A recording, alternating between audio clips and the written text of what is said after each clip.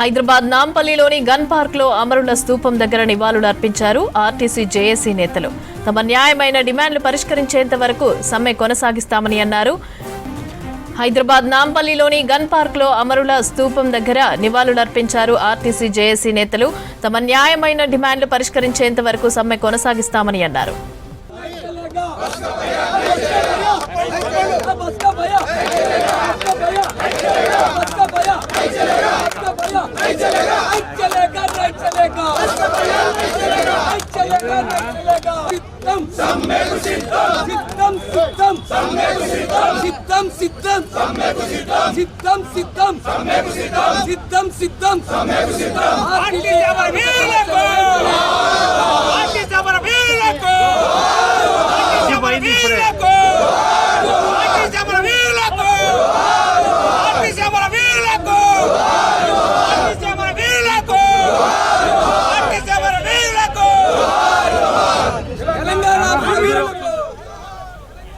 Hyderabad నాంపల్లిలోని gun park దగ్గర అమరుల స్తూపం దగ్గర నివాళులు అర్పించారు ఆర్టీసీ జేఏసీ నేతలు.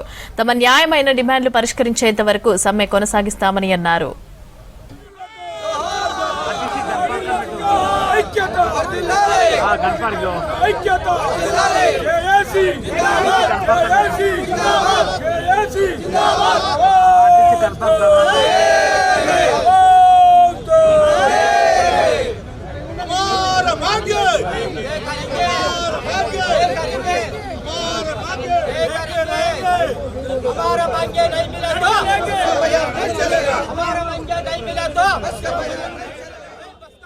అమరవీరుల సాక్షిగా ఈరోజు ఆర్టీసీ కార్మికులు 2019లో 36 మంది మా ఆర్టీసీ కార్మికులు బలిదానం చేసుకొని ఆనాటి సమ్మెలో అశువులు పోయడం జరిగింది.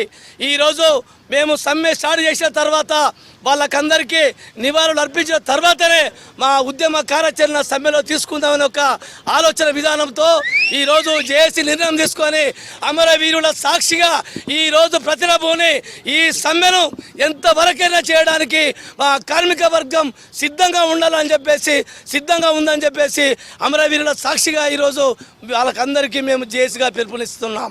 ఆ కమిటీలో ఎలాంటి సమస్యలు పరిష్కారం చేయకుండానే ఏ ఒక్క దాని మీద అనుకూలమైన నిర్ణయం లేనటువంటి తీసుకున్నటువంటి కమిటీని వేసి మమ్మల్ని బుజ్జగించి సమ్మెకు దూరం చేసేటువంటి ప్రయత్నము నిన్న చేసిండ్రు. మేము ఈరోజు కొత్తగా ఏర్పడ్డ సమస్యలు కావి గత 2.5 సంవత్సరాల నుంచి ఈ ప్రభుత్వం దృష్టిలో ఉన్నటువంటి సమస్యలు అడుగుతున్నాం కాబట్టి దీనికి కమిటీ వేయవలసిన అవసరమే లేదు. వీటిని తక్షణం పరిష్కారం చేసేటువంటి మన అవకాశం ఉన్నది కాబట్టి ఆ 4 వారాల గడువు అనేది అవసరం లేదు. మీరు తక్షణమే మా సమస్యలు వెంటనే పరిష్కరించాలని చెప్పేసి కోరినప్పటికీ వారు ఎవరు కూడా స్పందించకపోవడం వల్ల ప్రభుత్వం కూడా ఎవరు కూడా చర్చలలో ప్రభుత్వ మంత్రులు ఎవరు ఈ యొక్క చర్చలలో నిన్నటి చర్చలలో లేకపోవటం వలన మరి ఆ అధికారులతో ఐఏఎస్ అధికారులతో కూడినటువంటి ఆ కమిటీ వాళ్ళు చేతులెత్తేసి వెళ్ళిపోవడం జరిగింది. మీ ద్వారా నేను గౌరవ ముఖ్యమంత్రి గారికి పొన్నం ప్రభాకర్ గారికి రిక్వెస్ట్ చేస్తా ఉన్నా, మాటలు కాదు కాలయాపన కాదు. ఇవాళ ఆర్టీసీ మరి ఇబ్బందుల్లో ఉంది కాబట్టి మీరు ఇచ్చిన మాట మీద మీ స్టాండ్ ఏందో చెప్పాలి. ఇవాళ మేనిఫెస్టో మీద మీరు 6 అంశాలు ఇచ్చిండ్రు. ఇవాళ ప్రభుత్వంలో విలీనం అన్నారు. విలీనం ఆల్రెడీ ఇదివరకే మరి చట్టం అయిపోయింది, ఏపీలో అయిపోయింది. దానివల్ల పెద్దగా లేదు, కమిటీలు వేయాల్సిన పని లేదు. మీరే ప్రకటించి దాన్ని ఆల్రెడీ వాళ్ళకి చేసినట్టు మాకు చేయొచ్చు. రెండోది యూనియన్లు అన్నారు.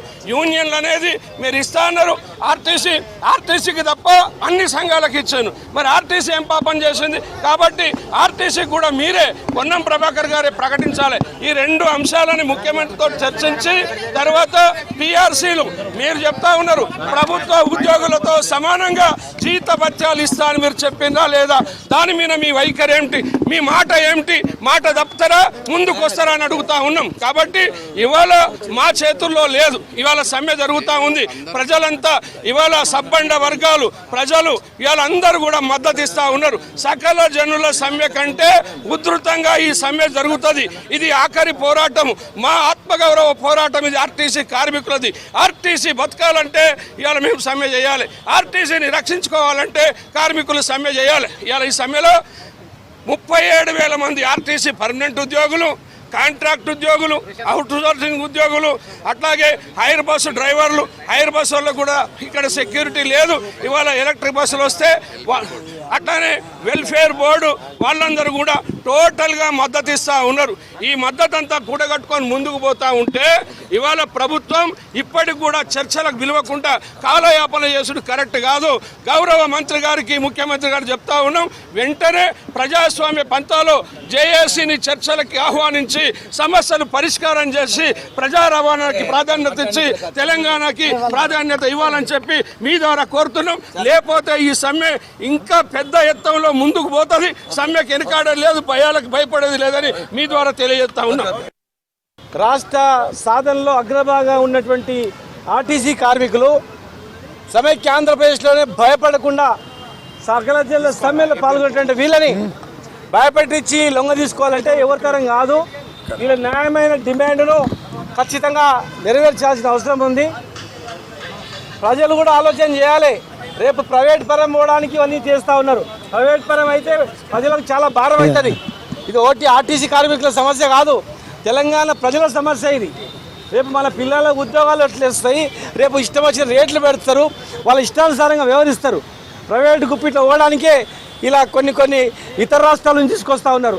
డ్రైవర్లను, కండక్టర్లు ఛత్తీస్గఢ్, బీహార్ నుంచి తీసుకొచ్చి నడిపిస్తూ ఉన్నారు. మరి తెచ్చుకున్నది తెలంగాణ ఇతర రాష్ట్రాల నుంచి ఉద్యోగాలు ఇవ్వడానికా? మాట ఇచ్చింది ఏంది? ఎలక్షన్లో మేనిఫెస్టోలో మీరు పెట్టిండ్రు, పర్మనెంట్ చేస్తామన్నారు. గవర్నర్ సంతకమైంది, అన్ని పార్టీలు మద్దతు తెలిపినాయి. మీరు ఎప్పటి నుంచో తీసుకుంటారో తీసుకొని వీళ్ళకి జీతభత్యాలు ఇవ్వాలి, ప్రభుత్వ ఉద్యోగులకు సమానంగా ఇవ్వాలి, న్యాయమైన డిమాండ్లు ఇవ్వాలి. 1400 కోట్లు బకాయి పడ్డారు, బకాయి పైసలు ఇవ్వలేదు, ఏ ఒక్క రూపాయి సాయం చేయలేదు, బడ్జెట్లో లేదు, ఏం లేదు. పరిష్కారం చేయకుండా వీళ్ళని ఇబ్బంది పెట్టాలని చూస్తే తెలంగాణ ప్రజలు మొత్తం వీళ్ళు ఎంట ఉంటారు, అందరు ఉంటారు. ఈ పార్టీ ఆ పార్టీ లెక్క కాదు, ఇక్కడ ప్రతి ఒక్కరు వీళ్ళు వెంబడి ఉంటారు. ఈ డిమాండ్లు పరిష్కరించలేనట్లయితే ఖచ్చితంగా తీవ్రమైనటువంటి నష్టం ప్రభుత్వానికి జరుగుతుంది అని మేము హెచ్చరిస్తూ ఉన్నాం. తెలంగాణ ఉద్యమకారులు కానీ ప్రజలు కానీ ఇది ఆర్టీసీ సమస్య కాదు, ప్రజల సమస్య. వీళ్ళు ప్రైవేట్ పరం చేయడానికి ఒక్కొక్కటి తీసుకుపోతా ఉన్నారు. రిటైర్డ్ ఉద్యోగులకు డబ్బులు ఇస్తలేరు, వాళ్ళ దాచిపెట్టే డబ్బులు వాళ్ళకి ఇవ్వట్లేదు. పిఆర్సీ లేదు, కాంట్రాక్ట్ ఉద్యోగులకు లేదు, ఎవరికీ లేదు. అందరికి కూడా గుండు సున్నా చూపినరు. మొత్తం టోటల్ ఇల్లు కూల్చివేతాలు ఉన్న తప్ప లేరు. ఆర్టీసీని కాపాడుకోవాల్సిన బాధ్యత ప్రతి ఒక్క పౌరుని పైన ఉంది. అందరు కూడా వీళ్ళకి మద్దతు తెలపాలని చెప్పి ఒక ఉద్యమకారునిగా నేను అందరూ